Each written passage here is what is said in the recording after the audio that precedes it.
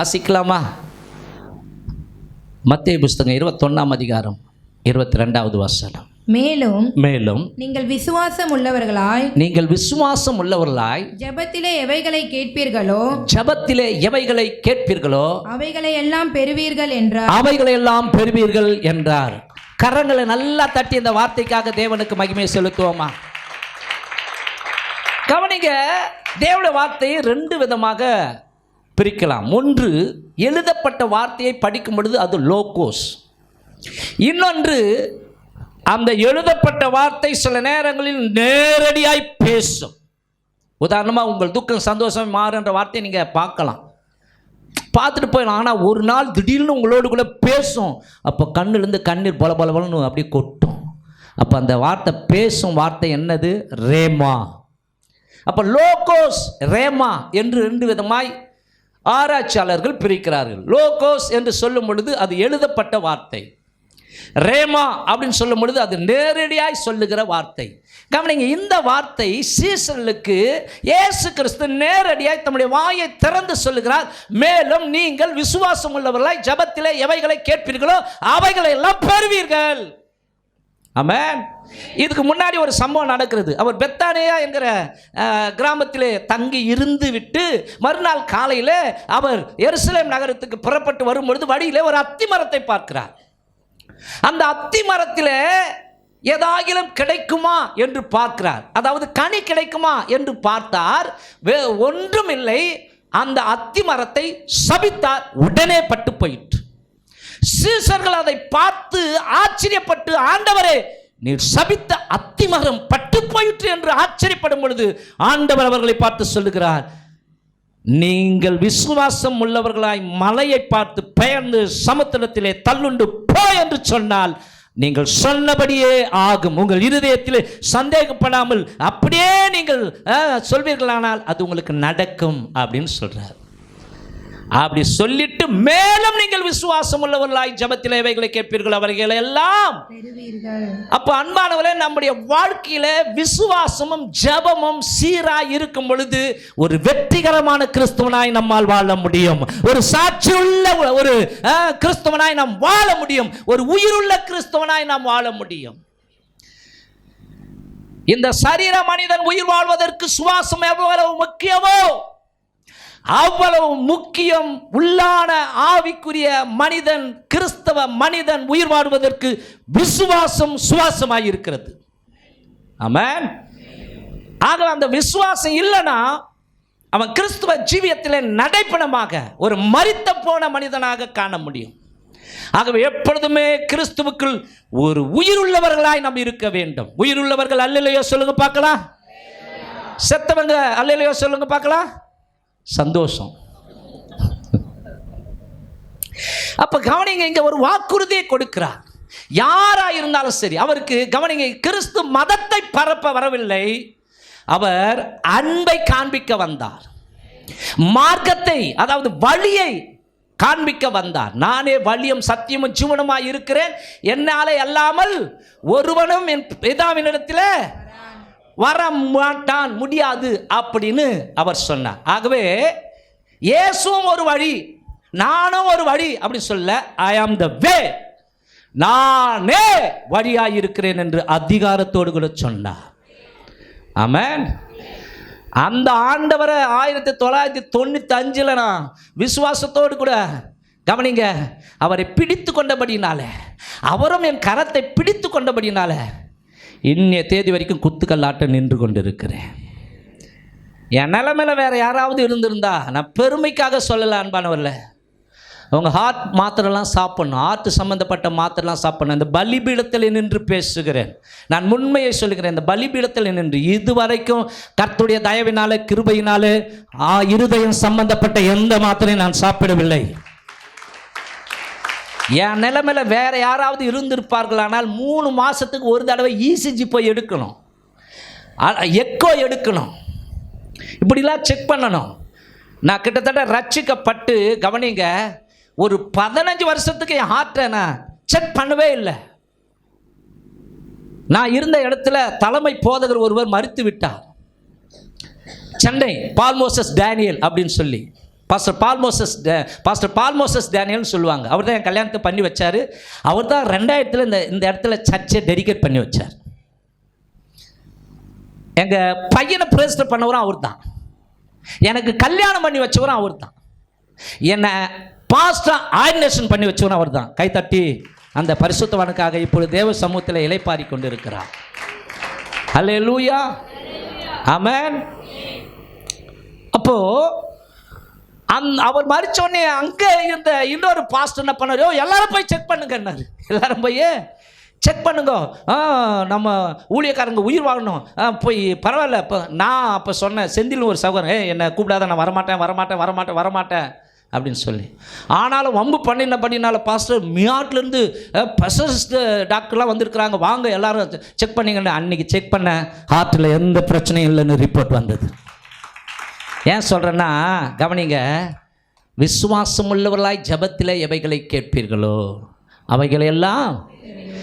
நான் ரட்சிக்கப்படாத நாளிலேயே எனக்குள்ள ஒரு ஃபெய்த் உண்டாகி, கடவுளே நீங்கள் மாத்திரம் என்னை காப்பாற்றினீங்கன்னா நான் உயிரோடு இருக்கிற நாள் வரைக்கும் ஊராக போய் உங்கள் நாமத்தை சொல்லுவேன். அல்லேலூயா. அப்போ கவனிங்க, ஆண்டவர் நம்முடைய ஜபத்தை கேட்கிற ஆண்டவராய் இருக்கிறார். கவனிங்க, உங்களுடைய வாழ்க்கையில கூட நீங்கள் சோர்ந்து போகாதீர்கள். கர்த்தர் நிச்சயமாக உங்களுக்கு நன்மைகளை செய்ய முடியும். நீங்கள் விசுவாசத்தோடு கூட ஜெபம் பண்ணுவீர்களானால், நெடுங்காலமாய் காத்திருக்கிறதில் இருதயத்தை இளைக்க பண்ணும். விரும்பினது வரும்பொழுதோ அது ஜீவ விருட்சம் போல் இருக்கும் என்று வேதத்திலே சொல்லப்பட்டிருக்கிறது.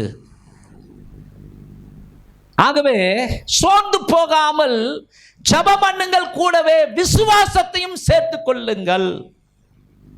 ஆமென். ஒரு கிராமம், அந்த கிராமத்தின் பெயரை சொன்னால் உங்களுக்கு நன்றாக தெரியும். கவனிங்க, அந்த கிராமத்தில் ஒரு சகோதரிக்கு கேன்சர் வந்து விட்டது. சொன்னது யார் என்றால் செங்கல்பட்டு மருத்துவமனையின் டீன் டாக்டர் பில்லி கிரகாம். எத்தனை பேருக்கு தெரியும் தெரியாது, ஒரு சிலருக்கு தெரியும். கேன்சர் அப்படின்னு சொல்லிட்டார். செக் பண்ணாங்க. நாங்களும் வீட்டுக்கு போய் பேசணும், ஜாம் பண்ணோம், சோர்ந்து போகாதீங்க, தைரியமாக இருங்க சிஸ்டர். ஆனால் அவங்க ஃபெய்த் உடையவங்க. அப்போ இல்லை பாஸ்டர், ஏசப்பா எனக்கு சுகம் கொடுப்பாரு, நான் பயப்பில்ல, ஆனால் ஆப்ரேஷன் பண்ணணும்னு சொல்கிறாங்க, நான் பயப்பில்லை, கடவுள் எனக்கு சுகம் தருவார், நான் அவரை உண்மையாக நம்புகிறேன், உண்மையாக விசுவாசிக்கிறேன், ஏசப்பா எனக்கு ஜீவனை கொடுப்பார், சுகமாக்குவார், இப்படி சொல்லி கொண்டு இருந்தாங்க. அவர்களுக்கு தேதி குறிக்கப்பட்டது ஆப்ரேஷன் பண்ணுவதற்கு. ஆப்ரேஷன் பண்ணாலும் என்னென்ன பண்ணணும், ஹீமோலாம் கொடுக்கணும் இல்லையா, தலைமுடியெல்லாம் கொட்டி போவோம் இல்லையா. கவனிங்க, ஆப்ரேஷன் தேட்டருக்குள்ளே கொண்டு போனாங்க. அங்கே கவனிங்க, மறுபடியுமாக ஒரு டெஸ்ட் எடுத்தாங்க. எந்த டாக்டர் கேன்சர்னு சொன்னாரோ அந்த டாக்டர் உனக்கு கேன்சரே இல்லைம்மா, கர்த்தர் உன்னை சுகமாயிட்டாரு, ஆப்ரேஷன் கேன்சல் போனாராம். அந்த சகோதரி யார் தெரியுமா? நம்ம மத்தியில் உட்காந்துருக்கிற சகோதரன் சுரேஷுடைய அம்மா அமுதா சிஸ்டர். வல்லம் பகுதியில் இன்னைக்கும் உயிரோடு கூட இருக்கிறாங்க. நல்ல கையை தட்டி. நான் கட்டு கதையை உடான்ஸ் விடல. சுரேஷ் இங்கே இருக்கிறப்பல மூச்சவனே மையாவா பாஸ் சொன்னது உண்மையானு கேட்டு பாருங்களேன். இன்னைக்கு அவங்க ஜீவனோடு கூட வாழ்ந்து கொண்டு இருக்கிறார்கள். ஆண்டவருக்காக ஊழியம் செய்கிறாங்க, கேர்சல் நடத்துகிறாங்க. ஆமாம். மாத்திரமல்ல, இன்னொரு சகோதரிக்கு கேன்சர்னு சொல்லிட்டாங்க, ஆப்ரேஷன் பண்ணி ஆகணும்னு சொல்லிட்டாங்க. ஆனால் அந்த சிஸ்டர் போய் நானும் என் மனைவியும் பார்த்து ஜாம் பண்ணும்போது அவங்க ஃபெய்த்தாக பேசினாங்க. அவங்க டீச்சர்.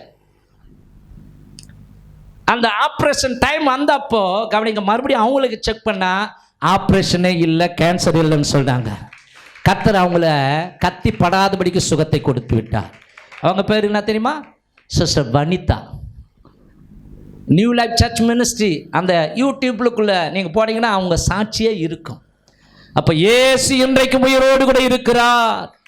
தம்மை நோக்கி விசுவாசத்தோடு கூட ஜெபிக்கிற பிள்ளைகளுக்கு அவர் நன்மை செய்கிற தெய்வமாய் இருக்கிறார். ஹல்லேலூயா. ஆகவே இந்த வாக்கியம் ஒரு வல்லமையான வாக்கியம். எந்த வாக்கியம்? மேலும் நீங்கள் விசுவாசம் உள்ளவர்களாய் ஜெபத்தில் எவைகளை கேட்பீர்களோ அவைகளை எல்லாம். கடந்த கடந்த வாரத்திலிருந்து இந்த வார்த்தையை மையமாக வைத்து நாம் தேவனுடைய சத்தியத்தை தியானித்து கொண்டு வருகிறோம். அப்ப இங்க ஆண்டவர் விசுவாசத்தை முக்கியப்படுத்தி இந்த விசுவாசத்தின் ஆதாரத்தோடு நீங்கள் ஜெபத்திலே எதையெல்லாம் அவருடைய சித்தத்தின்படி கேட்டால் அதை பெற்றுக்கொள்வீர்கள் என்று வாக்குறுதி கொடுக்கிறார். ஆகவே அன்பானவர்களே, கடந்த வாரத்தில் நாம் விசுவாசத்தை குறித்து படித்தோம். எத்தனை பேருக்கு ஞாபகம் இருக்குது? விசுவாசம் ஏன் முக்கியம் அப்படின்னு சொன்னா எத்தனை பேருக்கு ஞாபகம் இருக்குது? விசுவாசம் இருந்தால்தான் நாம் ரட்சிக்கப்பட முடியும். விசுவாசம் இருந்தாதான் கர்த்தர் என் கூட இருக்கிறார், நான் அவருக்கு பரிசுத்தமாய் வாழணும், அவருக்கு பிரியமாய் வாழணும்ன்ற அந்த எண்ணம் உண்டாகும். எத்தனை பேர் கரங்களை உயர்த்தி ஆமென் சொல்றீங்க? மாத்திரமல்ல, நம்முடைய தேவனே விசுவாசத்தின் தேவன். காணப்படுகிற காணப்படாத எல்லாவற்றையும் அவர் விசுவாசத்தினாலே படைத்தார். நம்மை மாத்திரம் அவருடைய சொந்த கரத்தினாலே படைத்தார். கரங்களை தட்டி அவருக்கு மகிமையை செலுத்துவோமா? ஹல்லேலூயா. அப்ப அந்த விசுவாசம் என்பது என்ன? நம்பிக்கைக்கு உருவம் கொடுப்பது, உருவம் கொடுத்து பார்ப்பதுதான் விசுவாசம். விசுவாசம் என்பது என்ன? அந்த நம்பிக்கைக்கு உருவம் கொடுத்து பார்ப்பது. அதாவது நம்பப்படுகிறவைகள் உறுதியும் நிச்சயமா இருக்கிறது. ஒரு விவசாயி விதைச்சிட்டு ஒரு விசுவாசத்தோடு கூட தானே அது அறுவடைய பார்ப்பான். அப்படியே வளர்ந்து அதை அறுக்கிற மாதிரி நிச்சயமா அவன் பார்க்க முடியும். ஆமாவா இல்லையா? இப்போ ஒரு பெண்மணி கன்சீவ் ஆயிட்டா அது குழந்தைய மடியில ஏந்தி அந்த குழந்தைக்கு பால் கொடுக்கிற மாதிரி அது உருவத்தை அது கற்பனையில பார்க்கும், சந்தோஷப்படும். ஆமாவா இல்லையா? அப்போ விசுவாசம் என்பது, கவனிங்க, நம்பிக்கைக்கு உருவம் கொடுத்து பார்ப்பது. இரண்டாவது சொன்ன விசுவாசம் என்பது தேவனுடைய வல்லமை பாய்ந்து ஓட செய்யும் ஒரு வாய்க்கால். அடுத்து சொன்ன விசுவாசம் என்பது ஒரு ஆவிக்குரிய சட்டம். உங்கள் பட்சத்தில் விசுவாசம் இருக்குமானால் தேவன் பட்சத்திலிருந்து நீங்கள் விரும்புகிற நியாயமான ஆசீர்வாதங்கள் இறங்கி வரும். நன்மையான எந்த ஈவும் பூர்ணமான எந்த வரமும் வரத்திலிருந்து உண்டாகி ஜோதிகள் பிதாவினிடத்திலிருந்து இறங்கி வருகிறது என்று வேதம் சொல்லுகிறது. ஆக முடிக்கும் பொழுது இப்படி முடிச்ச இந்த விசுவாசத்தை நாம் பெற்றிருக்கிறோமா என்கிற கேள்வியோடு கூட முடித்தேன். எத்தனை பேருக்கு ஞாபகம் வருது? கடவுளே, ஒருத்தர் மாத்திரம் தான் கையை தூக்குறாங்க. எத்தனை பேருக்கு இந்த விசுவாசம் இருக்கிறது அப்படின்னு சொல்லி முடிச்சனா? இப்போ ஞாபகம் வருதாம்மா? அந்த கேள்வியோடு தானே முடிச்ச? ஓகே, இப்போ கேட்குறேன், கவனிங்க.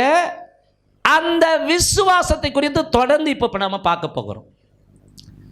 கவனிங்க, விசுவாசத்தை குறித்து பொதுவாக 2 கருத்துகள் சொல்லப்பட்டு இருக்கிறது. ஒன்று தெய்வீக விசுவாசம், இன்னொன்று மனுஷீக விசுவாசம். தெய்வீக விசுவாசம் என்பது காணாமலேயே விசுவாசிப்பது தெய்வீக விசுவாசம். மனுஷீக விசுவாசம் என்பது பார்த்தால்தான் நம்புவேன் அப்படின்னு சொல்வது மனுஷீக விசுவாசம். தெய்வீக விசுவாசத்துக்கு எலிசாவை உதாரணமாக சொல்லலாம். ஆபிரகாம் மாத்திரம் இல்லை, எலிசாவை கூட என்ன பண்ணலாம்? உதாரணமாக சொல்லலாம். மனுஷீக விசுவாசத்திற்கு கேயாசியை உதாரணமாக சொல்லலாம். கடந்த காலங்களில் நான் உங்களுக்கு சொல்லியிருப்பேன். தெய்வீக விசுவாசத்திற்கு ஆபிரகாம், மனுஷீக விசுவாசத்திற்கு தோமா. ஏன்னா அதாவது ஆபிரகாம் எங்கே போறன்னு தெரியாமலேயே ஆண்டவர் கூட்டான்னு போயிட்டான். ஆனால் தோமா, கவனிங்க, வீட்டுக்குள்ளே இருக்கும்போது சிஸ்டர்லாம், அடே தோமா, நாங்கள் ஏசப்பா உயிரோடு கூட இருந்ததை பார்த்தோன்னு சொன்னோன்னே கவனிக்கணுங்கடா, நான் நம்ப மாட்டேன் அப்படின்னு சொல்லும் பொழுது, அவருடைய விழாவில் கை போட்டாதான் நான் நம்புவேன்னு சொல்லும் பொழுது பூட்டி இருந்த அறைக்குள்ளே இயேசு வந்து நின்றார். ஆண்டவரே, சி வாய மூடு, அற்ப விசுவாசியே, ஏன் சந்தேகப்பட்டாய்? நீ என்னை காண்பதினாலே விசுவாசிக்கிறாய்.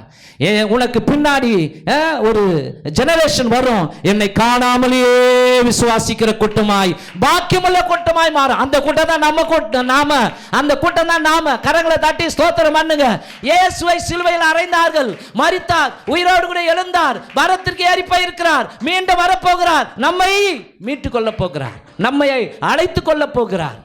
இதை நம்ம விசுவாசிக்கிறோமா இல்லையா? நம்ம பார்த்தோமா இயேசுநாதர் சிலுவையெல்லாம் அரைஞ்சது? இது என்ன விசுவாசம்? தெய்வீக விசுவாசம். ஓகே. 2 ராஜாக்கள் புஸ்தகம் 6ஆம் அதிகாரம். 2 ராஜாக்கள் புஸ்தகம் 6ஆம் அதிகாரம் 13வது வசனத்திலிருந்து வாசிக்கலாம். நான் மனுஷரை அனுப்பி அவனை பிடிக்கும்படி நீங்கள் போய் அவன் எங்கே இருக்கிறான் என்று பாருங்கள் என்றான். அந்த அவன் யாருன்னா எலிசா.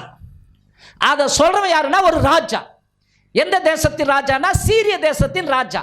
ஏன் டென்ஷன் ஆகி அவரை போட்டு தரணும்னு சொல்றாரு? ஏன்னா இந்த இந்த இந்த சீரிய ராஜா என்ன பண்றான்? தன்னுடைய மந்திரி சபையை கூட்டுறான். நம்ம எல்லாரும் என்ன பண்ண போறோம்? இஸ்ரவேல் தேசத்தை சிறைப்பிடிக்க போறோம். இஸ்ரவேலின் ராஜாவை சிறைப்பிடிக்க போறோம். ஆகவே அவனுக்கு தெரியாம நாம் எல்லாரும் போய் பதிவிருக்க போறோம்னு சொல்லி குறிப்பிட்ட இடத்த சொல்லி அந்த இடத்துல போய் இவங்க பதுங்கி இருப்பாங்க. ஆனா கவனிங்க, இஸ்ரவேல் தேசத்திலே வல்லமையான ஒரு தீர்க்கதரிசி இருக்கிறார். அவர் பெயர் எலிசா. அவர் உடனே ஆளை அனுப்பி ஆகாப் ராஜாவை எச்சரிக்கிறார். அந்த இடத்திற்கு நீ போகாதே, அங்கே எதிரிகள் பதுங்கி இருக்கிறார்கள் அப்படின்னு சொன்னோடனே உளவாளிகளை அனுப்புவார் இஸ்ரவேல் ராஜா. உளவாளிகள் போய் பார்த்துட்டு வந்து, ஆமா ராஜாவே, எலிசா சொன்னது 100க்கு 100 உண்மை. இப்படி இவன் போற எல்லா திட்டங்களும் பிளாப் ஆகுது. யாரு? சீரிய ராஜா. ஆகவே மந்திரி சபையை கூட்டி, இந்த மந்திரி சபையில் ஒரு கருப்பு ஆடு இருக்கிறான். நம்ம போடுற திட்டத்தெல்லாம் அங்க இருக்கிற இஸ்ரவேல் ராஜாவாகி ஆகாப்புக்கு என்ன பண்ணிடுறான்? கொண்டு போய் சொல்லிடுறான். அப்படின்னு சொன்ன உடனே ஒரு மந்திரி, ராஜா மன்னிக்கவும், என்ன மந்திரி யாரையே சொல்லுங்க, நீங்க சொல்வது தவறு. ஏனென்றால் நம்ம இங்க என்ன பிளான் போட்டாலும் இஸ்ரவேல் தேசத்தில் எலிசா என்கிற ஒரு தீர்க்கதரிசி இருக்கிறான். நீங்க பெட்ரூம்ல திட்டம் போட்டா கூட அதை அவன் அங்கு வெளியேறமாக்குவான். அவன் ஆராதிக்கிற தெய்வம் உயிருள்ள தெய்வம். கரங்களை தட்டலாமா? நாம கவனிங்க, கிறிஸ்தவ அப்படின்னு சொல்றதுக்குள்ள காலரை உயர்த்தணும். ஆமா, நிமிர்ந்து நிற்கணும். சொல்லுவாங்க பழமொழி, தமிழன் என்று சொல்லடா, நான் சொல்றேன் கிறிஸ்தவன் என்று சொல்லடா, தலை நிமிர்ந்து நில்லடா. ஏன்னா நம்முடைய தெய்வம் ஜீவனுள்ள தெய்வம். நம்முடைய தேவன் மரமோ கல்லோ கற்பனை கதையோ அல்ல. அவர் உயிரோடு கூட இருக்கிறவர், இருந்தவர், இருக்கிறவர், வரப்போகிறவர். அல்லேலூயா. அப்போ கவனிங்க, எலிசா என்கிற ஒரு தேவ மனுஷன் இருக்கிறபடினாலே அவனுக்கு அவனுடைய தேவன் எல்லாவற்றையும் வெளிப்படுத்தி விடுவார். அவன் போய் இஸ்ரவேல் ராஜாவுக்கு சொல்லி விடுவான். ஆகவே சேனையை அனுப்பு, ராணுவத்தை அனுப்பு, அவன் ஒருவனை போட்டு தள்ளுங்கள். யார? எலிசாவை. இப்போ படைகள் புறப்படுகிறது. கவனிங்க, ஒரு தேசத்தை சுட்டரிக்க புறப்படுவது போல ஒரே ஒரு மனுஷனை போட்டு தள்ளத்துக்கு ரதங்களும் குதிரை வீரர்களும் பட்டயத்தோடு கூட புறப்பட்டு போகிறார்கள். அப்பொழுதுதான் இந்த சம்பவம் நடக்கிறது. படிமா. அவன் தோத்தானில் இருக்கிறான் என்று அவனுக்கு அறிவிக்கப்பட்டது. அப்பொழுது அவன் அங்கே குதிரைகளையும் ரதங்களையும் பலத்த இராணுவத்தையும் அனுப்பினான். அவர்கள் நாக்காலத்தில் வந்து பட்டணத்தை வளைந்து கொண்டார்கள். தேவனுடைய மனுஷனின் வேலைக்காரன் அதிகாலமே எழுந்து, அவன் பெயர் கேயாசி, போடலைங்க, அதிகாலமே எழுந்து வெளியே புறப்படுகையில் இதோ இராணுவமும் குதிரைகளும் ரதங்களும் பட்டணத்தை சுற்றி கொண்டிருக்க கண்டான். அப்பொழுது வேலைக்காரன் அவனை நோக்கி, அவன் சொல்ற வார்த்தை பாருங்க, ஐயோ என் ஆண்டவனே என்ன செய்வோம் என்றான். கவனிங்க, இப்போ அவனுடைய விசுவாசம், அவன் சொல்ற வார்த்தை என்ன பாருங்க, ஐயோ என் ஆண்டவனே, ஆபத்து, பதட்டம்.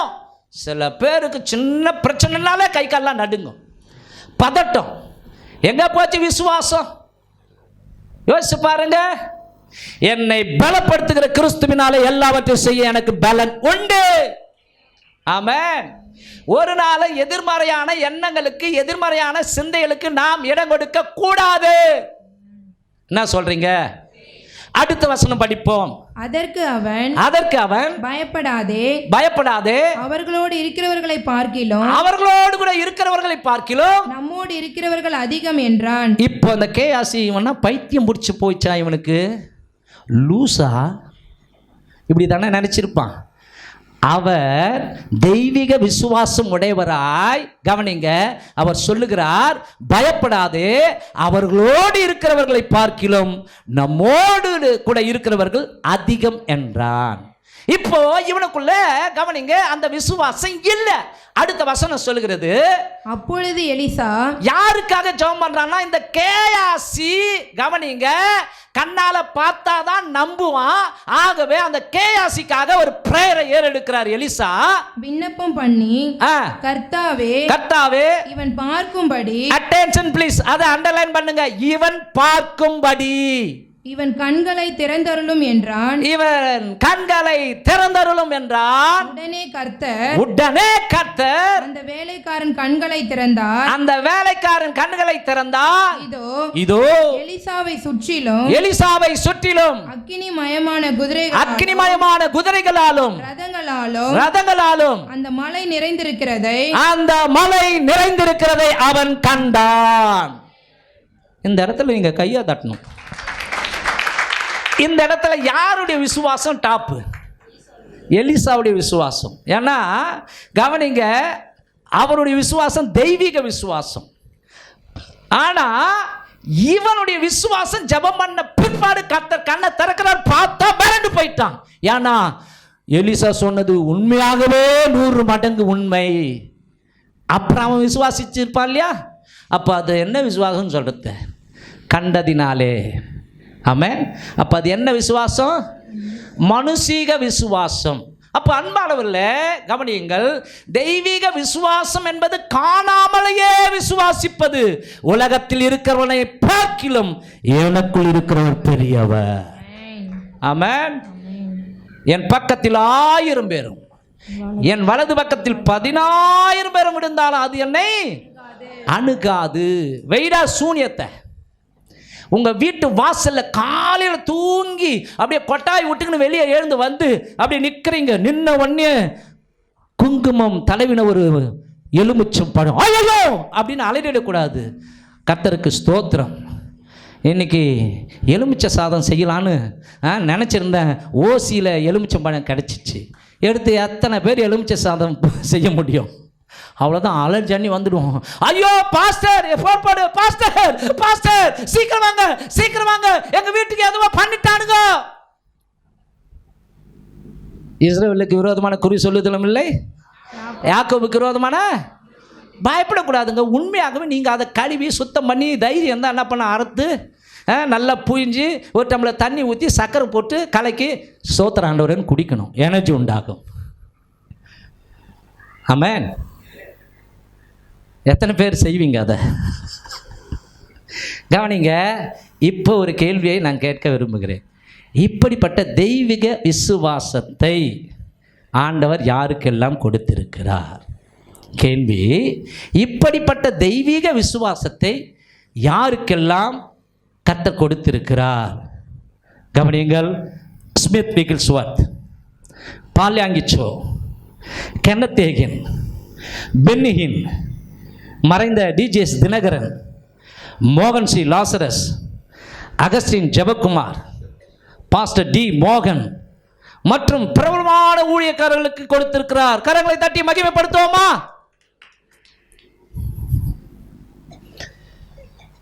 நான் என்ன சொன்னேன்? இவங்களுக்கு தான் கொடுத்திருக்கிறார். ஏங்க நீங்க சொல்லணுங்க, இல்ல எனக்கு கொடுத்திருக்கிறான்னு சொல்லணுங்க. அதுதாங்க விசுவாசம். தேவன் எல்லாருக்கும் அந்த தெய்வீக விசுவாசத்தை கொடுத்திருக்கிறார். இப்ப கையை தட்டி ஆண்டவருக்கு தேங்க்ஸ் பண்ணுங்க. நாங்க ஆண்டவர் ஓர வஞ்சனை உடையவரா? மோகன் சிலாசரசுக்கு நான் விசுவாசத்தை கொடுப்பேன், உனக்கு கொடுக்க மாட்டேன். பால் தினகரனுக்கு கொடுப்பேன், உனக்கு கொடுக்க மாட்டேன். ஸ்மித் விகில்ஸுக்கு கொடுப்பேன், உனக்கு கொடுக்க மாட்டேன். இல்லைங்க, எல்லாருக்கும் ஒரே விதமான விசுவாசத்தை தான் கற்றுக் கொடுத்திருக்கிறார். அவர் கொடுக்கும் பொழுதே தெய்வீக விசுவாசத்தை தான் கொடுத்திருக்கிறார். வாசிக்கலாமா? வாசிக்கலாம். ரோமர் புஸ்தகம் 12ஆம் அதிகாரம் 3வது வசனம். ரோமர் புஸ்தகம் 12ஆம் அதிகாரம் 3வது வசனம். அல்லாமலும் எனக்கு அருளப்பட்ட கிருபையினாலே நான் சொல்லுகிறதாவது உங்களில் எவனானாலும், பவுல் சொல்றார், உங்களில் எவனானாலும் தன்னை குறித்து எண்ண வேண்டியதற்கு மிஞ்சி எண்ணிடக்கூடாது. பரிசுத்தத்தில் கூட நான் டாப்னு மிஞ்சி எண்ணிடக்கூடாது. நான் தான் பயங்கரமான நீதிமான், நீங்களாம் பாவிகள், அப்படியே மிஞ்சி எண்ணிடக்கூடாது. தன்னை தானே தாழ்த்துகிறவனுக்கு கர்த்தர் கிருபை அளிக்கிறார். பெருமை உள்ளவனுக்கு தேவன் பிசாசுலாம் எதிர்த்து வர மாட்டான். பெருமை பிடிச்சிருந்தா நமக்கு எதிர்ப்பாக ஆண்டவரே நிற்பார். அப்போ இங்கே அட்வைஸ் ஒன்று சொல்கிறாரு. என்ன சொல்கிறாருன்னா, அவனுக்கு கவனிங்க, எவனானாலும் தன்னை குறித்து எண்ண வேண்டியதற்கு மிஞ்சி எண்ணாமல், அடுத்ததை அண்டர்லைன் பண்ணுங்க, அவனுக்கு தேவன் பகிர்ந்த விசுவாச அளவின்படியே தெளிந்த எண்ணமுள்ள போதுமா? அப்போ இங்க உட்கார்ந்து இருக்கிற எல்லாருமே ஆரம்பத்தில் தெய்வீக விசுவாசத்தை கொண்டுதான் ரட்சிக்கப்பட்டோம். எத்தனை பேர் கையை வைத்து ஆமென் சொல்ல முடியும்? என்ன இந்த ஆண்கள் பக்கம் கையை வரலையே? எல்லாருக்குள்ளேயும் ஒரே அளவு விசுவாசத்தை தானே ஆண்டவர் கொடுப்பார். இப்போ உதாரணமாக உங்களுக்கு 3 பிள்ளை இருக்குது. கவனிங்க, வீட்டில் நீங்கள் உணவை தயாரிக்கிறீங்க. பெரிய பிள்ளைக்கு நிறைய, 2வது பிள்ளைக்கு கொஞ்சுண்டு, 3வது பிள்ளைக்கு அதுலேயும் கொஞ்சுண்டு. அப்படியே வைப்பீங்க. எல்லாருக்கும் சரி சம்பாதானே கொடுப்பீங்க. அதே போல் தானே நம்ம எல்லாரும் அவருடைய பிள்ளைகள். அப்போ எல்லாருக்கும் ஒரே விசுவாசத்தை தானே கர்த்தர் கொடுப்பார். மோகன் லாசஸுக்கு என்ன விசுவாசம் இருக்குதோ அதுதான் நமக்கும் ஆண்டவர் கொடுத்திருக்கிறார். ஸ்மித் விகில்ஸ்வர்த்துக்கு என்ன விசுவாசம் இருந்ததோ அதை தான் நமக்கும் கர்த்தர் கொடுத்திருக்கிறார். கென்னத்தேகனுக்கு என்ன விசுவாசம் இருந்ததோ அதுதான் நமக்கு கர்த்தர் கொடுத்திருக்கிறார். எசேக்கியா பிரான்சிஸ்க்கு என்ன விசுவாசம் இருந்ததோ அதுதான் நமக்கு கர்த்தர் கொடுத்திருக்கிறார். ஆனால் அந்த விசுவாசத்தை தேவன் ஆச்சரியப்படுறதும் அல்லது என்னடா இப்படி ஆயிட்ட அப்படின்னு சொல்கிறதும் நம்ம கையில் தான் இருக்குது. கானானிய ஸ்திரியின் விசுவாசத்தை கண்டு கர்த்தர் என்ன பண்ணாரு? உன் விசுவாசம் பெரிதுன்னு சொல்லி பாராட்டினாரா இல்லையா? பேதுருவின் விசுவாசத்தை பார்த்து அற்ப விசுவாசியை ஏன் சந்தேகப்பட்டாயின்னு சொன்னார். ஆமாவா இல்லையா? அதே போல 100க்கு அதிபதியின் விசுவாசத்தை பார்த்து ஆச்சரியப்பட்டார். அப்போ நம்முடைய விசுவாசத்தை பார்த்து பெருமைப்படுவதும், நம்முடைய விசுவாசத்தை பார்த்து என்னடா இப்படி இருக்கிற அப்படின்னு அவன் நினைப்பதும் நம்ம கையில் தான் இருக்குது. நான் சொல்றது எத்தனை பேருக்கு புரியுது? அப்போ அன்பானவர்கள, இந்த விசுவாசத்தை வளர்த்து கொள்வதும் அல்லது இந்த விசுவாசத்தில் விட்டுவிடாதபடிக்கு நிலைத்திருப்பதும், இதை தொடர்ச்சியாய் வளர செய்வது நம்ம கையில் தான் இருக்கிறது. அல்லது இந்த விசுவாசத்தை இழந்து பின்வாங்கி போவதும் நம்ம கையில் தான் இருக்குது. ஆண்டவர் சொல்றாரு, ஒருவன் என்னை விட்டு பின்வாங்கி போவானால் அவன் மேல் என் ஆத்துமா முடிவு பரியந்தம் நிலைத்திருக்கிறவனே. அப்போ ஆண்டவராகிய இயேசு கிறிஸ்து இந்த உலக வாழ்க்கையில மனுஷனுக்குள்ள விசுவாசத்தை பார்க்கிறார். கடைசி நாட்களில் அறிவு பெருத்து போகும், மக்கள் எல்லாம் சுபாவ அன்பு இல்லாமல் போவார்கள் என்று வேதம் சொல்லுகிறது. கொடிய காலங்கள் வரும் என்று ஆண்டவர் சொல்லி இருக்கிறார். இணக்கமில்லாதவர்களாய் மாறி போவாங்களாம். எல்லாரும் தாய் தகப்பன்மார்களை தூசிக்கிறவர்களாக இருப்பாங்களாம். மனுஷங்க கடைசி காலத்தில் எப்படி இருப்பாங்களாம்? நன்றி அறிதல் இல்லாதவர்களாக இருப்பாங்களாம். பண ஆசை பிடிச்சவங்களாக இருப்பாங்களாம். வெறி கொண்டு அலைவாங்களாம்.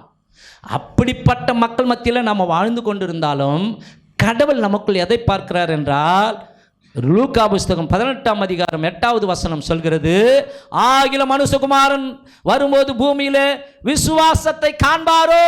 இருக்குதம்மா? சீக்கிரத்திலே அவர்களுக்கு நியாயம் செய்வார் என்று உங்களுக்கு சொல்லுகிறேன். ஆகிலும் மனுஷகுமாரன் வரும்போது, கவனிக்கணும், மனுஷகுமாரன் நடுவானத்திலே வரும் பொழுது பூமியிலே விசுவாசத்தை காண்பாரோ என்றார். அப்போ இந்த விசுவாசத்தை விட்டுவிடாமல் இருப்பதும் அல்லது இந்த விசுவாசத்தை இழந்து ஆக்கினைக்கு செல்வதும் நம்முடைய ஜீவியத்தில் தான் இருக்கிறது, நம்முடைய கையில் தான் இருக்கிறது. ஆகவே இந்த விசுவாசத்தை வளர்த்து கொள்ள 7 காரியங்கள். இந்த இந்த விசுவாசத்தில் நிலைத்திருக்க 7 காரியங்கள். இப்போ தான் நான் செய்தியை ஆரம்பிக்க போகிறேன். அடப்பாவி, இவ்வளோ நேரமாக பேசுறது. கவனிங்க, 7 காரியத்தை சொல்ல முடியாது. கவனிங்க, டைம் இருக்கிற வரைக்கும் ஒரு சில காரியங்களை நான் சொல்லுகிறேன், குறித்து கொள்ளுங்கள். இது உங்களுக்கு ரொம்ப ரொம்ப பிரயோஜனமாய் முக்கியமானதாக இருக்கும்.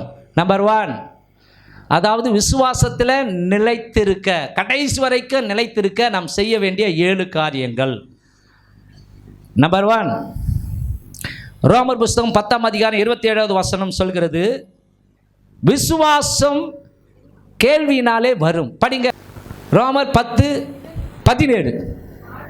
ஆதலால் விசுவாசம் கேள்வியினாலே வரும். விசுவாசம் கேள்வியினாலே வரும். கேள்வினா கேள்வி கேட்கறதுனால வராது.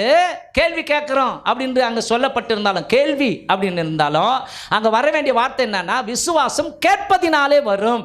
கேள்வி கேட்பது தேவனுடைய வசனத்தினாலே வரும். தேவனுடைய வசனத்தினாலே வரும். நம்பர் 1, கவனிங்க, நம்முடைய விசுவாசம் குறைந்து போய்விடாதபடிக்கு தொடர்ந்து விசுவாச ஜீவியத்திலே நாம் நிலைத்திருப்பதற்கு, கவனிங்க, கர்த்தருடைய வார்த்தையை கேட்டுக்கொண்டே இருக்க வேண்டும்.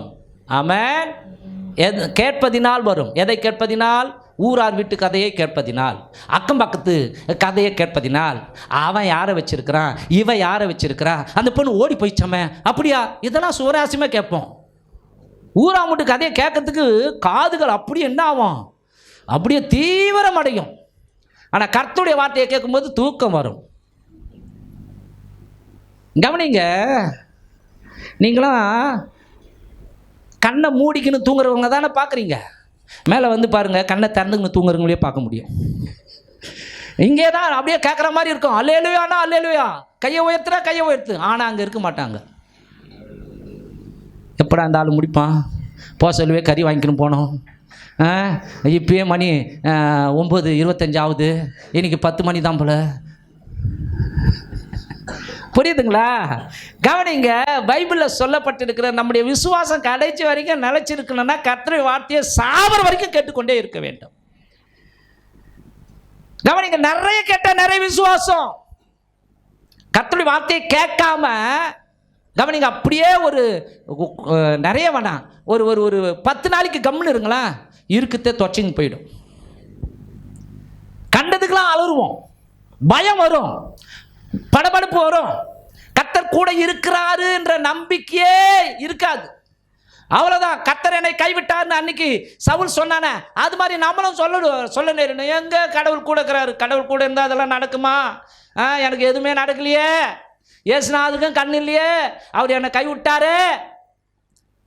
ஒரு நாளும் அப்படி நம்ம சொல்லக்கூடாது. கவனிங்க, எந்த அளவுக்கு நிறைய கேட்குறோமோ எதை, கர்த்தருடைய வார்த்தையை, கவனிங்க, அந்த அளவுக்கு நமக்குள்ள விசுவாசம் உண்டாக ஆரம்பிக்கும்.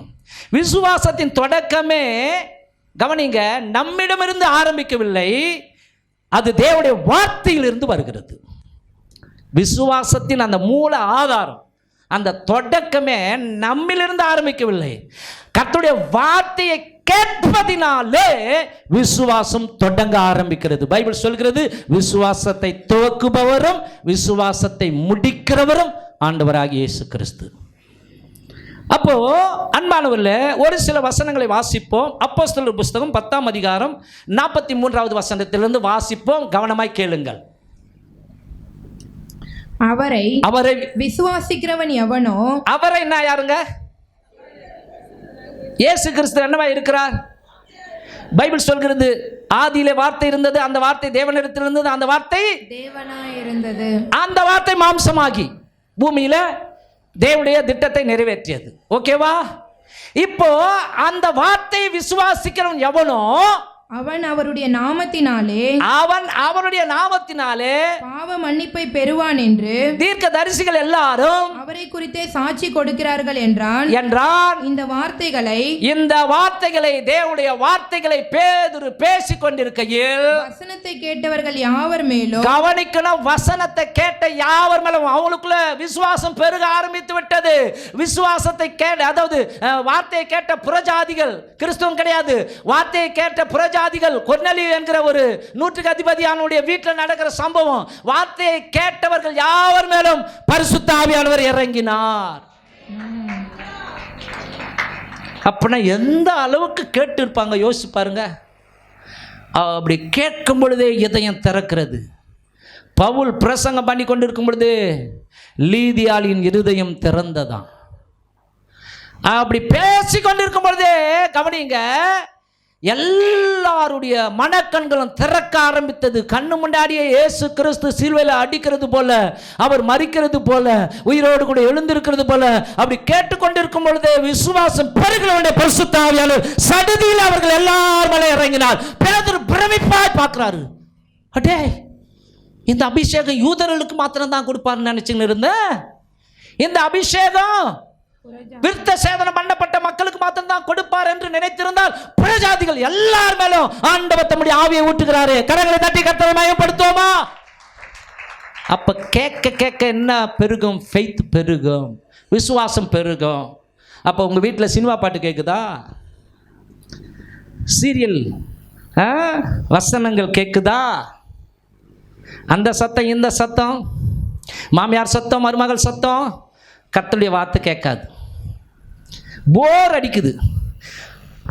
அதாவது கவனிங்க, ஒரு அதிகாரம் படிக்கிறதுக்குள்ளேயே என்ன ஆகுது? கண்ணு சொருகி போகுது. கொட்டாவி. புரியுதுங்களா? சில பேர் தூக்கம் வருவதற்காக தலக்காணி மாதிரி பைபிளை பயன்படுத்துவாங்க. ஒருத்தன் இருந்தான், அவன் பேர் ஐத்திக்கு. பவுல் பிரசங்கம் பண்ணி கொண்டு இருக்கும்பொழுது இவர் சொகுசாக ஜன்னல் ஓரத்தில் உக்காந்துக்கினார், கேட்டுக்கினே இருக்கிறார்.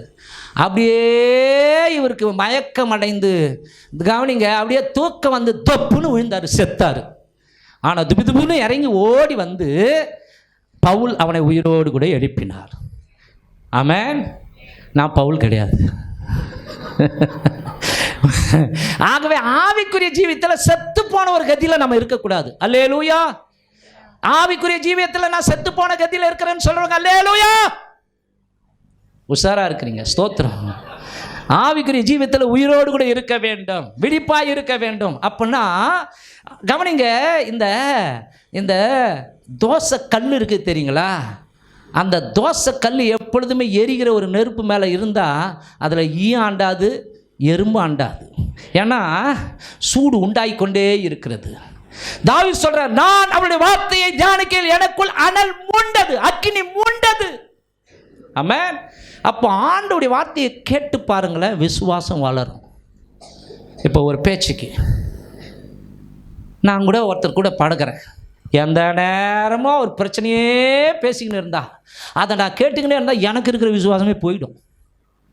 ஆகவே தான் இந்த புலம்புற கவனிங்க, எந்த நேரமும் அவிசுவாசமாக பேசுகிறவங்கள பார்த்தா அலறி அடிச்சுங்க ஓட வேண்டியதாக இருக்குது.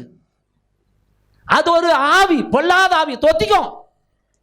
ஆகவே எந்த நேரமும் புலம்பல், எந்த நேரமும் அவிசுவாசமான வார்த்தைகள், எந்த நேரமும் எனக்கு நடக்கலை, எனக்கு கிடைக்கல, நான் என்னத்துக்கு இருக்கணும், பசாத சாவு வராதா, அந்த கடவுளுக்கு கூட சாவு கொடுக்க மாட்டேன்றாரு, கடவுளே திட்டுத்து. கவனிங்க, உங்கள் விசுவாசத்தை புதுப்பிக்க ஆரம்பியுங்கள்.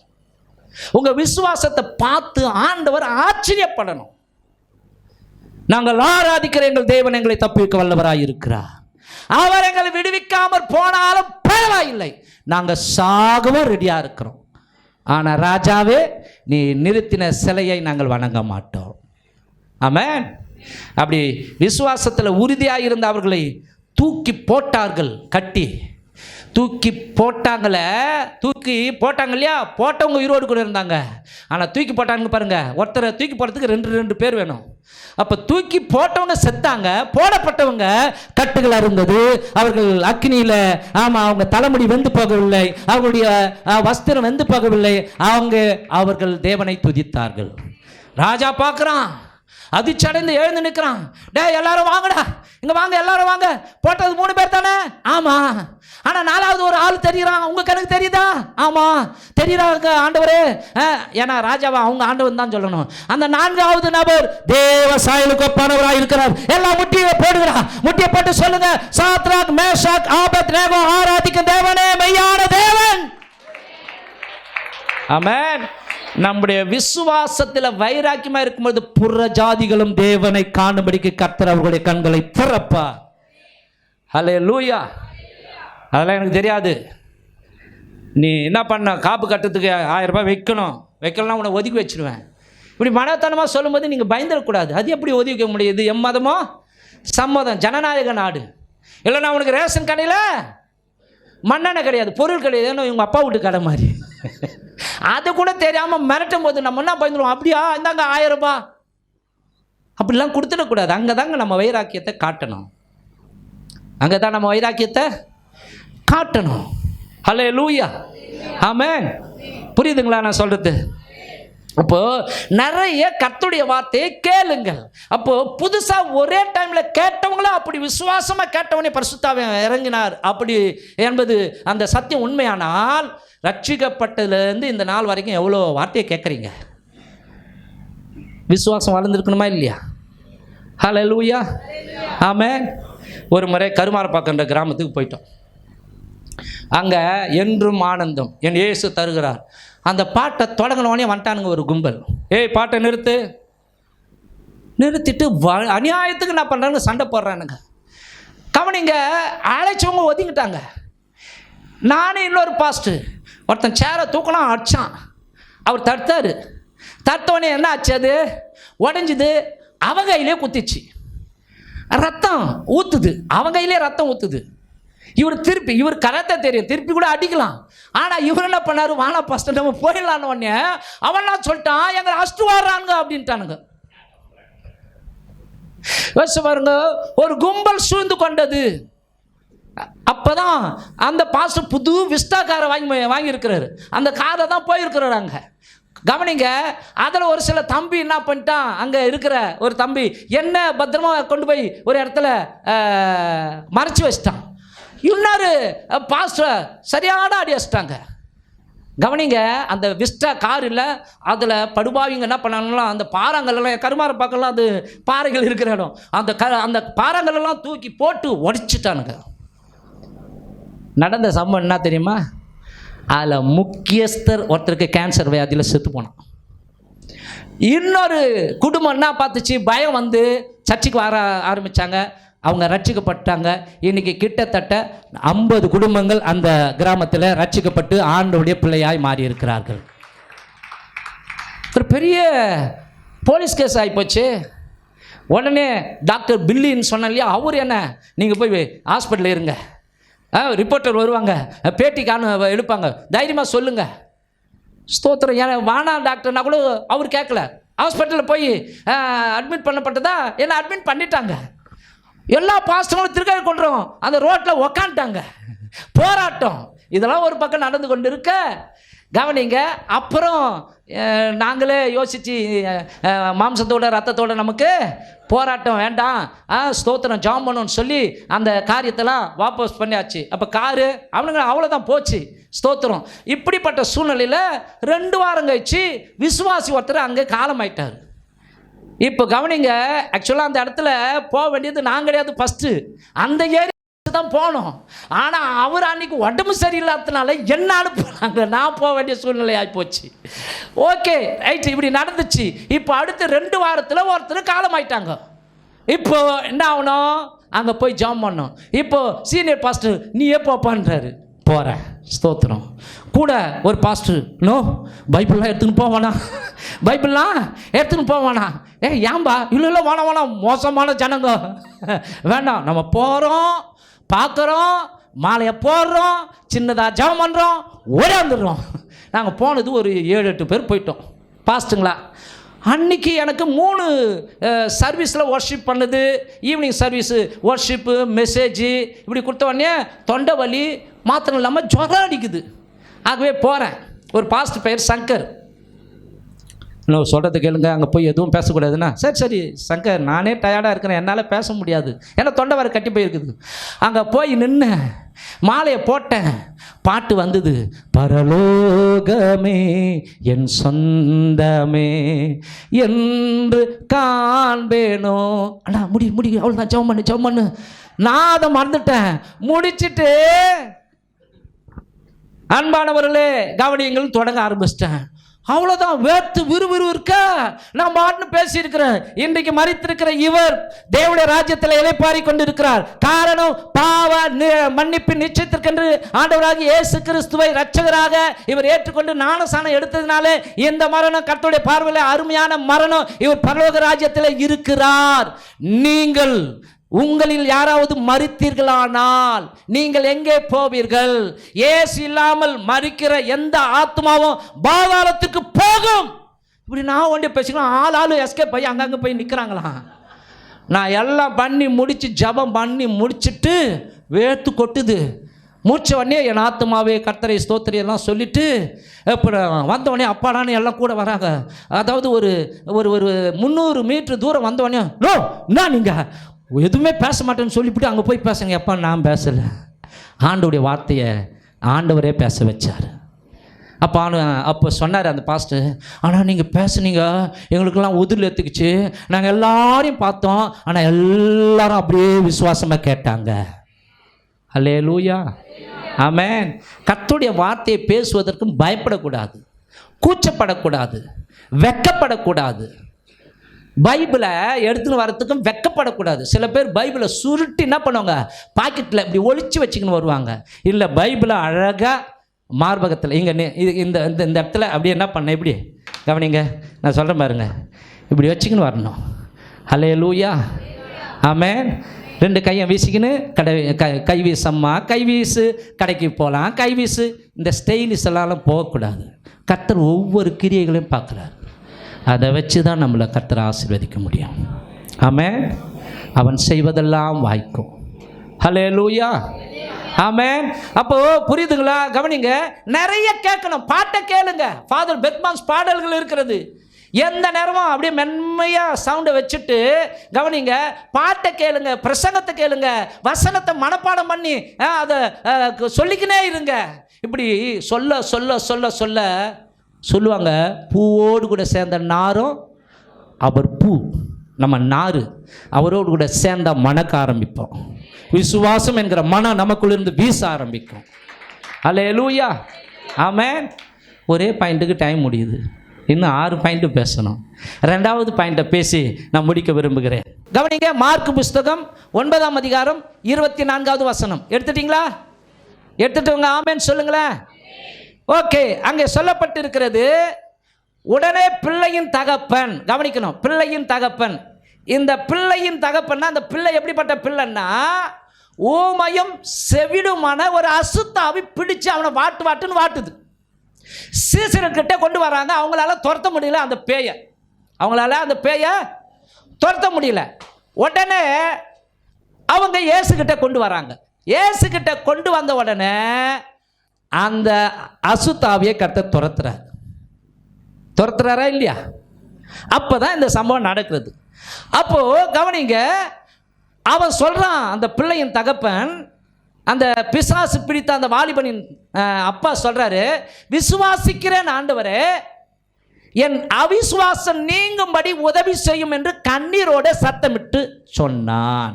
அதை அண்டர்லைன் பண்ணாங்க. அடுத்த பாயிண்ட் என்னன்னா, நம்முடைய ஜீவியத்தில் விசுவாசம் தொடர்ந்து விசுவாசத்தில் நாம் நிலைச்சிருக்கணும். அதாவது சாகிற வரைக்கும் இந்த தெய்வீக விசுவாசத்தில் நாம் நிலைச்சிருக்கணும்னா, அன்பானவர்களே, நம்முடைய வாழ்க்கையில் சீரான ஒரு ஜெபம் இருக்க வேண்டும். பாருங்க, குஞ்சுங்க அப்படியே. எத்தனை பேர் சோறு துண்டுறீங்க? எத்தனை பேர் பல்லு தேய்க்கிறீங்க? எத்தனை பேர் குளிக்காமல் இருக்கிறீங்க? குளிக்கிறீங்க இல்லையா? எல்லாம் செய்யணுமே. ஜெபம் பண்ணுறோமா? நமக்குள்ளே ஒரு வைராக்கியம் வரணும். இன்றைக்கி ஜெபம் பண்ணலையா பட்னி, வயிற்றுக்கு சோறே இறங்கக்கூடாது. ஆமென். அல்லேலூயா. கவனிங்க, 1 நிமிஷம் 2 நிமிஷம் 3 நிமிஷம் 5 நிமிஷம் ஜெபம்லாம் கிடையாது. நான் சொல்கிறேன், உங்களுக்கு பிடிச்ச ஒரு நபர் மனசுக்குள்ளே நினச்சிங்க. ஒரு 10 செகண்ட் உங்களுக்கு பிடிச்ச ஒரு உறவை மனசுக்குள்ளே நினச்சிங்க. நினச்சிட்டிங்களா? நான் என்ன சொல்ல வரேன், உங்களுக்கு பிடிச்ச உறவுன்னா நான் அம்மா, அப்பா, அக்கா, தம்பி, அண்ணன், தங்கச்சி, அத்தை, மாமனார், மாமியார், புருஷன், மனைவி, இப்படி உறவுகள் இருக்குது இல்லையா? இதில் பிடிச்சு எல்லாரும் பிடிக்கும், அதில் கொஞ்சம் இன்னும் அதிகமாக பிடிக்கும் அந்த உறவை மனசுக்குள்ளே நினச்சிங்க. நினச்சிட்டிங்களா? நினச்சேன்றவங்க ஆமேன்னு சொல்லுங்களேன். நான் கேட்க மாட்டேம்மா, நினச்சிட்டேன்னு சொல்கிறேங்க. நினச்சிட்டேங்க, பிடிச்ச உறவை நினச்சிட்டேன்றவங்க ஆமேன். நான் உங்களை தண்ணியில் அவங்கள போட்டு நினைக்க சொல்லலை, மனசுக்குள்ளே நினச்சிட்டிங்களான்னு கேட்குறேன். நினச்சாச்சா? ஓகே. அந்த பிடிச்ச உறவோடு 3 மாதம் நீங்கள் பேசக்கூடாது. செல்போனில் கூட பேசக்கூடாது, வீடியோ காலிங்கில் கூட பேசக்கூடாது. எத்தனை பேர் இருப்பீங்க? முடியாதுன்னு பின்னாடி என் பொண்டாட்டியே சொல்லிட்டேன். முடியாது உண்மைதானே?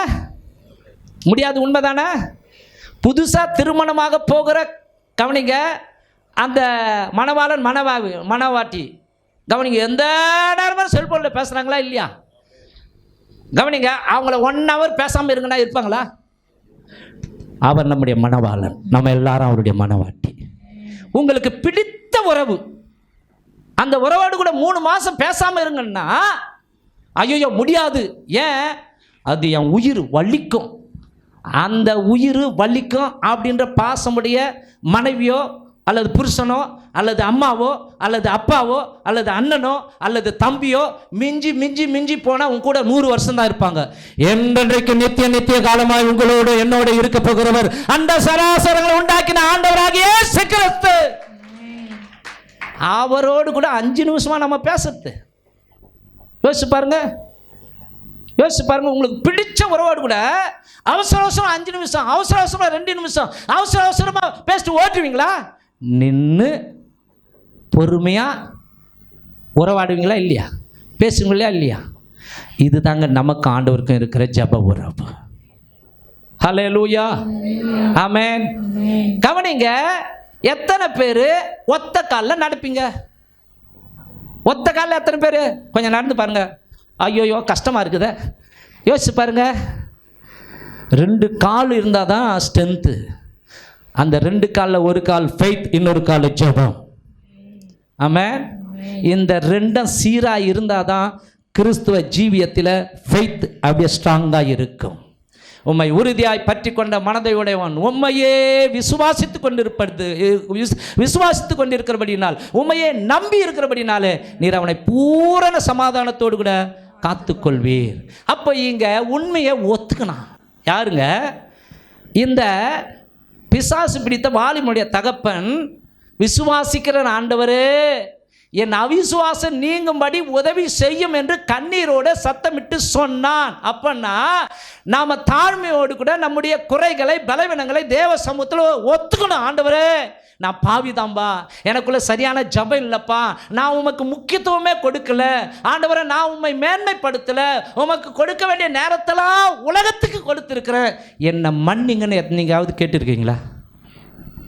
அதை விட அப்பா பேசலன்னா கோச்சிக்கிறோம், அம்மா பேசலன்னா கோச்சிக்கிறோம், காதலி பேசலன்னா கோச்சிக்கிறோம், காதலன் பேசலன்னா கோச்சிக்கிறோம், வருங்கால கணவன் பேசலன்னா கோச்சிக்கிறோம், வருங்கால மனைவி பேசலன்னா கோச்சிக்கிறோம். ஆனால் நீ நானும் மாத கணக்கில் பேசாமல் இருக்கிறோமே எப்படி வேதனைப்படுவார் கொஞ்சம் யோசிச்சு பாருங்க. ஏற்கனவே அவரை சிலுவையில் அறைந்தாகிவிட்டது, இன்னும் அவரை அடிக்கலாமா? ஜெபம் செய்யாமல் இருப்பதே பாவம்.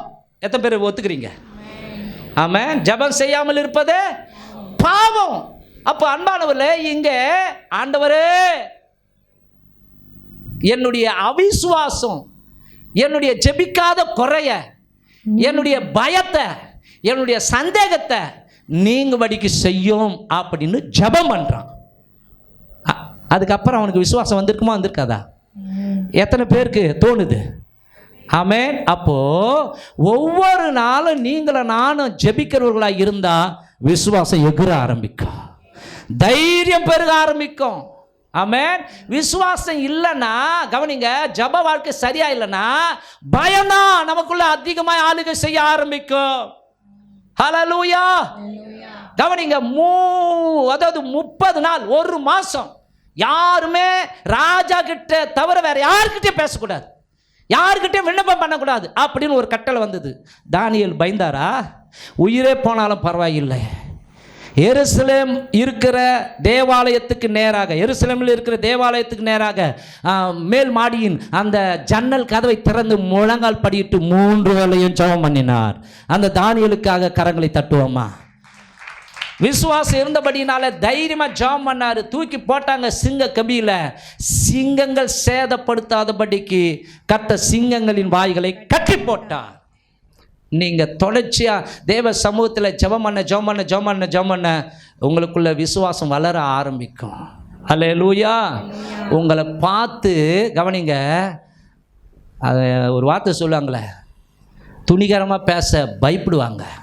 ஐயோ இவன் ஒரு தேவ மனுஷன், ஐயோ இவர் ஒரு தேவ மனுஷர், இந்த அம்மா தேவனுடைய பிள்ளை, இந்த மகள் தேவனுடைய பிள்ளை, இவங்களை பார்த்தாலே கர்த்தருடைய பிள்ளையாக தோணுது. ஐயோ இவங்களுக்கு எதிராக பேசவே கூடாது. அல்லேலூயா. ஆமென். அப்போ என்ன உண்டாகும்? விசுவாசம் பெருக ஆரம்பிக்கும். அப்போ ஜெபம் இல்லைன்னா இருக்கட்டும் போயிடும். கவனிங்க அன்பானவர்களே, ஒரு வசனத்தை வாசித்து முடிக்கலாம். அப்போஸ்தலர் புஸ்தகம் 19ஆம் அதிகாரத்தில் ஒரு சம்பவம் சொல்லப்பட்டிருக்கிறது. அங்கே பவுல் விசுவாச வீரர், ஜெப வீரர். அவருடைய கைகளினால தேவன் விசேஷித்த அற்புதங்களை செய்து அருளினார். அவருடைய சரீரத்திலிருந்து உருமால்களையும் கச்சைகளையும் கொண்டு வந்து வியாதிக்காரருடைய சரீரத்தில் அது வச்சபோது கவனிங்க, வியாதிகள் நீங்கின, பேய்கள் ஓடின அப்படின்னு சொல்லப்படுகிறது. படிமாத அல்லாமலும் பவுல் அவர்கள் மேல் கைகளை வைத்தபோது பரிசுத்த ஆவி அவர்கள் மேல் வந்தார். அப்பொழுது அவர்கள் அந்நிய பாஷைகளை பேசி தீர்க்க தரிசனம் சொன்னார்கள். அந்த மனுஷர் எல்லாரும் ஏறக்குறைய 12 பேரா இருந்தார்கள். அது இல்லம்மா, அப்போஸ்தலர் புஸ்தகம் பவுலின் கைகளினாலே தேவன் விசேஷித்த அற்புதங்களை செய்து அருளினார். அவனுடைய சரீரத்தில் இருந்து உருமால்களையும் கச்சைகளையும் கொண்டு வந்து வியாதிக்காரர்கள் மேல் போட வியாதிகள் அவர்களை விட்டு நீங்கி போயின, பொல்லாத ஆவிகளும் அவர்களை விட்டு புறப்பட்டன. இது அப்போஸ்தலர் புஸ்தகம் 19ஆம் அதிகாரத்தில் இருக்குது. வீட்டில் போய் படிச்சு பாருங்க. கவனிங்க, இதை பார்த்த யூதர்களாகிய சில மந்திரவாதிகள், அப்புறம் ஸ்தேவானுடைய பிள்ளைகள் போடப்பட்டிருக்கிறாங்க. ஸ்தேவானின் பிள்ளைகள் 7 பேர். பிரதான ஆசாரியனாகிய ஸ்தேவா என்னும் ஒரு யூதனுடைய குமாரர் 7 பேர் இப்படி செய்தார்கள். 7 பேர். இவங்க எல்லாம் கவனிங்க, இவங்களுக்குள்ள என்ன பண்றாங்கன்னா, பவுல் பேயை துரத்தாரு. பவுல் ஜெபம் பண்ணவனே பேய் ஓடுது அப்படின்னு சொல்லி இவங்க என்ன பண்றாங்க, பேய் துரத்த போய் அவங்க பேய் கிட்ட மாட்டிக்கிறாங்க. பேய் என்ன தெரியப்படுது? 15வது வசனம். பொல்லாத ஆவி அவர்களை நோக்கி இயேசுவை அறிவேன், பவுலையும் அறிவேன், நீங்கள் யார் என்று சொல்லி பொல்லாத ஆவியுடைய மனுஷன் அவர்கள் மேல் பாய்ந்து பலாத்காரம் பண்ணி அவர்களை மேற்கொள்ள அவர்கள் நிர்வாணிகளும் காயப்பட்டவர்களுமாகி அந்த வீட்டை விட்டு ஓடி போனார்களாம். அல்லேலூயா. ஆமென். அப்ப ஜெபம் இல்லைன்னா, இந்த விசுவாசம் இல்லைன்னா கவனிங்க, நம்ம பேயை கூட துரத்த முடியாது. என்ன பண்ண முடியாது? பேயை கூட துரத்த முடியாது. அங்கே போய் நின்னா அது நம்மளை தான் திருப்பி அடிக்கும். ஒரு முறை ஞாபகம் இருக்குதா காட்வின் பிரதர்? உங்களுக்கு ஞாபகம் இருக்குதா? வேதம் மேலே எத்தனை ஆவி? 3 ஏவல் ஆவி. நான் சொல்கிறதுலாம் கட்டுக்கதை இல்லைங்க, சாட்சி உண்மையாக இங்கே இருக்கிறார். கவனிங்க, கூட இருந்தவர் யாருங்க? நம்ம ஜெபம் பண்ணும்போது யார் இருந்தாங்க கூட? வேதாசலம். ஞாபகம் இருக்குது? வேதாசலம். கவனிங்க, அவர் இப்போ இப்படியா பண்ணார். நான் அந்த அமாவாசை நாள் ஓகே மந்திரவாதி பேர்லாம் சொல்லி ஜெபம் பண்ணுங்கன்னே வேதாசலம் ஜெபிக்க ஆரம்பிச்சிட்டாரு. வேதாசலம், பரலோக பிதாவே இயேசுவின் நாமத்திலே ஆண்டவரே குடுவாஞ்சேரியில் இருக்கிற மந்திரவாதிக்காக ஜெபிக்கிறேன், ஆத்துக்காண்டாண்டு இருக்கிற அந்த மந்திரவாதிக்காக ஜெபிக்கிறேன் அப்படின்னு சொல்லிட்டு எஸ்பி கோயில் இருக்கிற மந்திரவாதிக்காக ஜெபிக்கிறேன்னு அங்கே முட்டி போட்டு இருந்துச்சு பாரு. அது டான்னு கத்திங்கன்னா அப்படியே அவனை அடிக்கிறதுக்கு வந்தது. உண்மையா இல்லையாங்க? இவர் தாங்க உண்மை சம்பவம். நான் போய் சொன்னால் இங்கே வந்து செத்துடுவேன். ஏன்னா சாட்சியை வச்சுக்கின்னு தான் பேசுகிறேன். அது ஆக்ரோஷமாக காமிச்சிக்கிட்டு என் மந்திரவாதி ஏன்டா கூப்பிட்டேன், அவ்வளோதான். அவர் நான் போய் சொல்லுங்க, இவர் தான் சாட்சி. அதுக்கு என்ன வரல? வாய் வரல, அவருக்கு பேச்சு வரல. ஆற்று அப்படியே வலிக்குதுன்னு உடனே போய் அவர் மேலே கையை வச்சு அசுத்தாவிய கையை எடுனோடனே அது இல்லை சிம்பிடி எடுத்தோடனே ஏசப்பா சோத்துரும் சோத்துரும் சோத்துரும். எல்லாருக்கும் அலர்ஜி வந்துச்சு.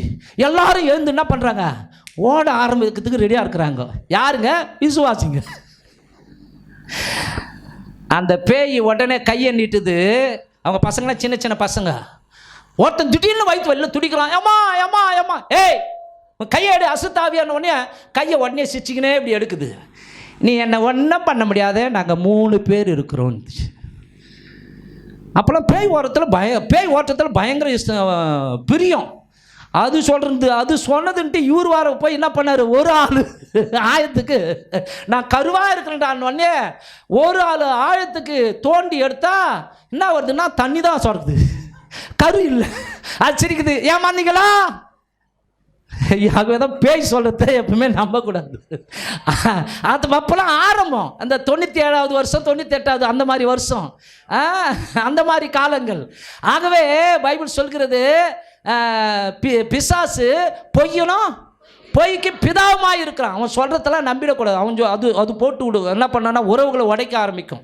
என்ன பண்ணான்னா உங்கள் அம்மா தாண்டா சூனியை வச்சு அனுப்புகிறா, உன் அண்ணன் தான் வச்சிட்டான். அப்படி தான் நாங்கள் என்ன பண்ணோம், இந்த பேயை தொட்டின்னு வரும்போது அது சொல்லுது, டே என்னை விட்றா வச்சு அனுப்புகிறான், அவனை போய் அடிக்கிறேன். இந்த சத்தத்தை கேட்ட ஒருத்தர் தென்பாதி சர்ச்சில் போய் அங்கே என்ன பண்ணிட்டேன், நானும் சனை எடுத்துட்டார். ஒருவேளை அவர் வச்சாரா வைக்கலையா எனக்கு தெரியாது. இதெல்லாம் உண்மைங்க. சிரித்தாலும் சிந்திக்க வேண்டிய ஒரு சூழ்நிலை. கவனிங்க, ஸ்தோத்திரம். அப்போ அந்த அசுத்தாவி அப்படி ஆட ஆரம்பிச்சது. ஆனால் கர்த்தருடைய கிருபையினால் உபவாசித்து ஜெபம் பண்ணி அந்த மகள் மேலே இருக்கிற அந்த ஆவியை கர்த்தர் துரத்தும்படிக்கு உதவி செய்தார். கரங்களை தட்டி தேவனை மயப்படுத்துவோமா? ஹல்லேலூயா. அந்த அசுத்தாவி உன்னை நான் காலி பண்ணிடுறேன்டான்னு சொல்லிச்சு. அந்த அசுத்தாவி உன்னை ஏங்க எத்தனை பேர் தரணி தெரியும்? தரணி ஓகே தெரியலையம்மா. இங்கே அப்போல்லாம் சர்ச்சு சின்னதாக இருந்தது. அப்போ அதை துரத்தும் போது கவனிங்க, அந்த சகோதரி எஸ்ஆர்எம்மில் ஒரு ஸ்டாஃப் நர்ஸு, அது தலையில் அந்த புடவை போட்டு இறுக்கி நிற்பாங்க அப்படியே. அப்போ தான் ஃபஸ்ட் டைமாக 3 பொட்டு வச்சுங்க உள்ளே வந்து உக்காந்து இருக்கிறாங்க. எச்சியா துப்பிங்க எடுக்குது. எல்லாம் முடிச்சுட்டு அனுப்பிட்டு அதுக்காக ஜாம் பண்ணும்போது ஆடுது, பயங்கரமாக ஆடுது. இந்த ஜன்னலில் போய் முட்ட ஆரம்பிக்குது. நாங்கள் பிடிச்சின்னு இருக்கிறோம். ஒரு சகோதரர் அதுக்கு இருக்கிற பிரச்சனை நீங்கும்படிக்கு சபையை அறிமுகப்படுத்தி கொண்டு வந்து நிறுத்தி அவரை பக்கத்தில் நின்று இருக்கிறார்.